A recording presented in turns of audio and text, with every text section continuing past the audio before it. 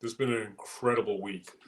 Going down memory lane and remembering some of the epic contests. Like, honestly, in my researching these contests, I'm reminded of how exceptional these athletes were in their day, but none more so than Roy Jones Jr., obviously. Um, Going way back now, Bob Fitzsimmons of, well, at least he was born in the UK, but moved to New Zealand.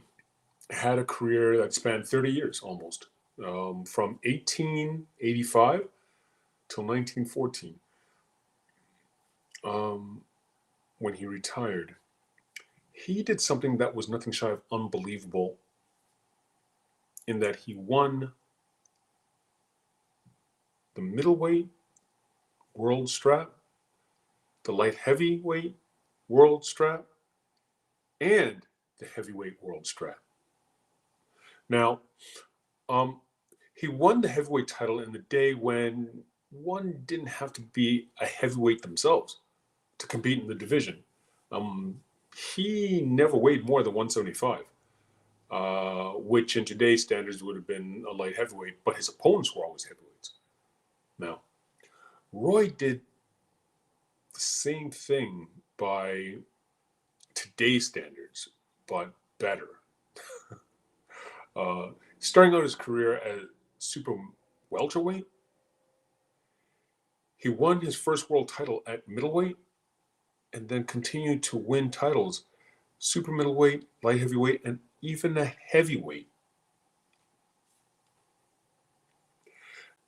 The great Sugar Ray Robinson failed in his attempt to go any higher than light heavyweight. He lost in the 14th round, I believe. I can't think of a more impressive comparison. Full stop. Today I'm talking about a 1996 Atlantis Olympic Summer Games bronze medalist in the light heavyweight division. An athlete who won the 95 Pan American Games, gold medal, the 95 World Championship, gold medal, and the 95 U.S. Nationals gold medal. He is the first person to have done this feat ever, and still to this day, it has never been repeated.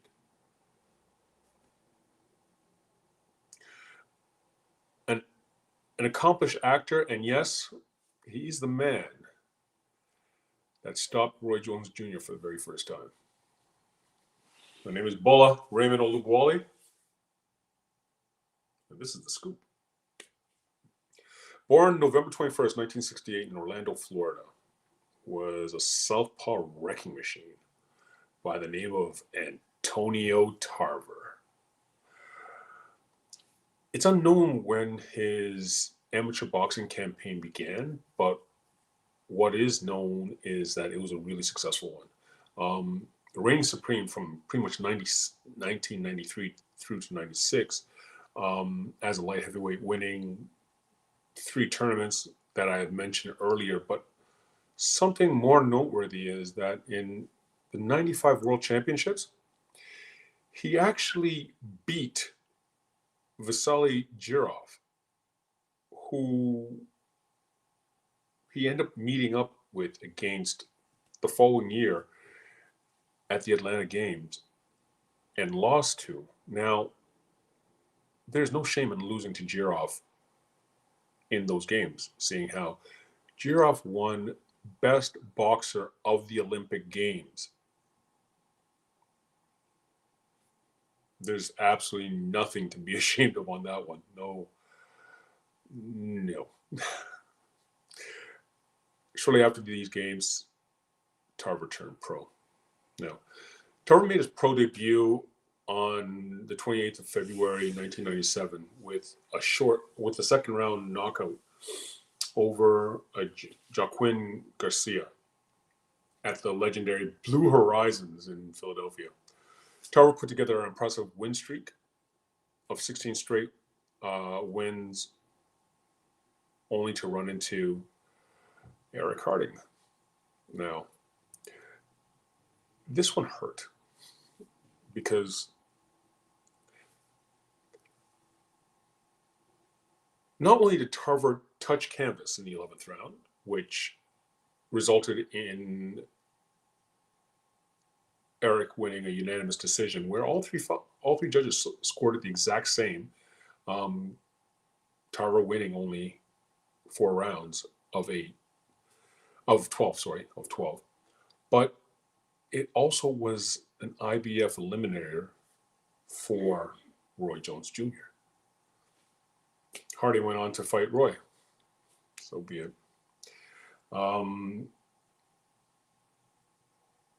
2 fights later, Tarver won a spectacular fight against our friend Chris Johnson with a 10th round stoppage that resulted in Chris being carried out via stretcher and inevitably retired him from the sport as an athlete.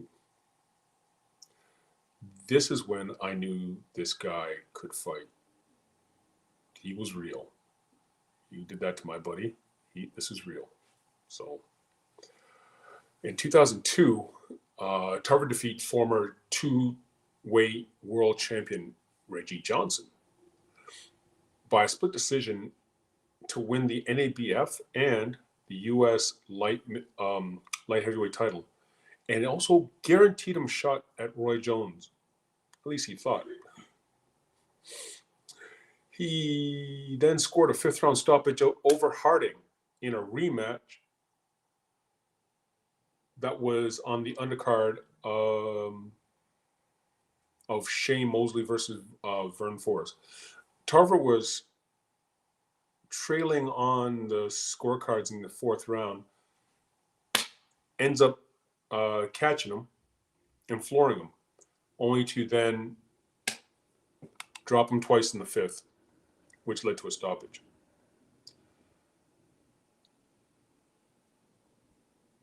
On April 26th, 2003, Tarver receives his first world title shot.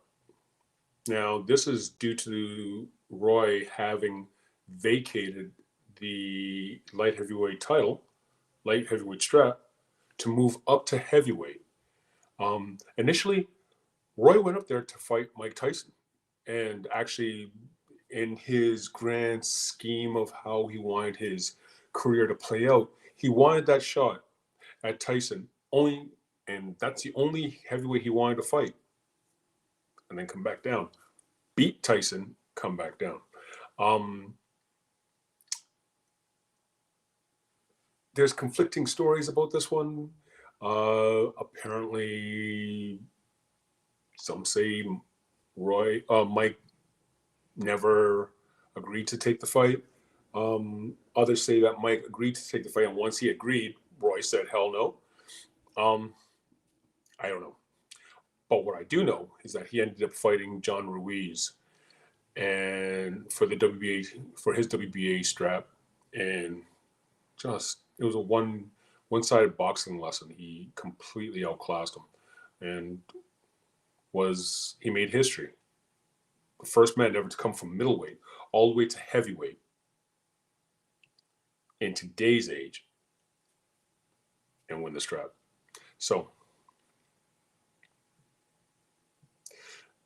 November 8th, 2003. Finally, Tarver is staring across the ring at Roy. Tarver has done everything to get a title shot against Roy, and nothing worked thus far. With Roy moving up to heavyweight, and it looked like the opportunity wouldn't surface anytime soon.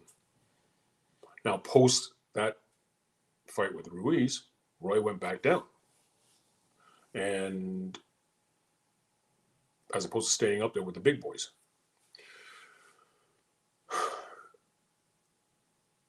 This fight when they finally got in the ring together was for the WBC strap only, because Tarver had vacated his IBF strap due to he was supposed to fight a mandatory fight, but the timing wasn't right, and he wouldn't be able to do the mandatory and fight Roy, and he wanted Roy bad. Tarver was going everywhere, press conferences following Roy, chirping, chirping, chirping constantly. What is it going to take? Who do I have to beat to get to fight you? Is one statement I remember him saying. And Roy said, "Man, I want to beat you so bad, I see you in my sleep." I said, "Yes, this is a rivalry of the boys of Florida." So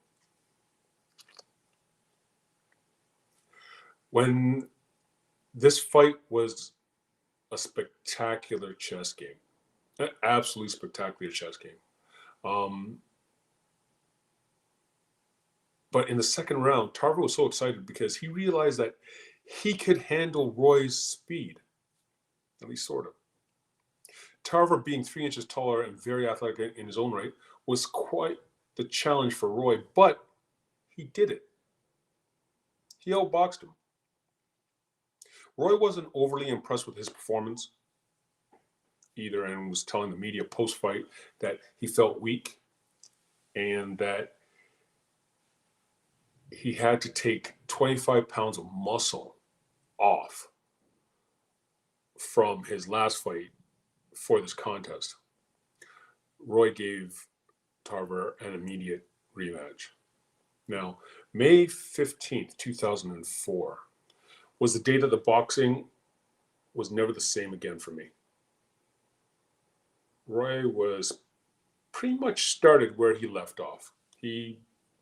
All three scorecards had Roy win the first round. And yeah. Roy then in the second round was caught. And Tarver tags Roy with a monster straight left, and Roy goes to sleep and barely makes the count. Gets up for count 9, and Judge Nagy waved it off. There's a new light heavyweight king. This fight won Fight of the Year and Knockout of the Year, but it could easily have been for the decade or even ever. No one saw this coming. Tarver goes on to have 2 great fights against Glenn Johnson, where he lost the first one but avenges the second one.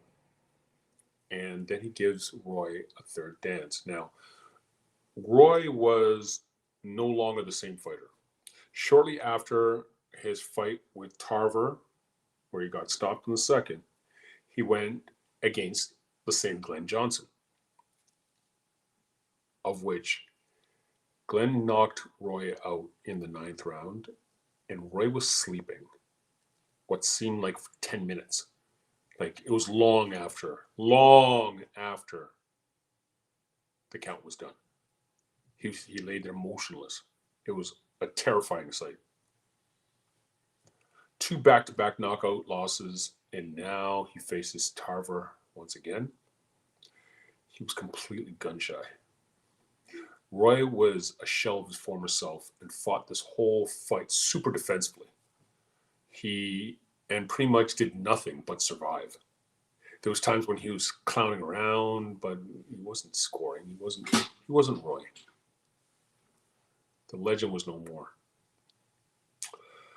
Tarver went on with his career and had some successes, and won the International Boxing Organization cruiserweight strap against Danny Green, only to lose at the next fight when he fought Latif Coyote, and was stripped First, it was seen as a draw. Then it was deemed a no contest because Tarver tested positive for steroids. He put up a fight. He appealed it. It came back positive again. And he was then not just a no contest, but he was also stripped of his IBO cruiserweight title. And it was actually just given right back to Danny Green. And he went on to defend the title. He was also fined, and he got a suspension from it for his troubles. Antonio Tarver was a sensational fighter. He was 6'2", 2.5, I think, light heavyweight. Like, they don't come this big. Incredibly powerful. What you call it, southpaw. It was nothing shy of a difficult opponent by the stretch of most people in the heavyweight division. He finished his career, but took a time off, and now he's coming back. Look out for him. He's coming back as a heavyweight. I'm excited to see exactly what happens. I think that I'd like to see exactly how his power translates as a heavyweight, but I wish him all the best. Great guy. And that is my show. So thank you. If you like the show, please hit the like button and subscribe. And don't forget the notification bell. It's your boy Bola. And that's the scoop.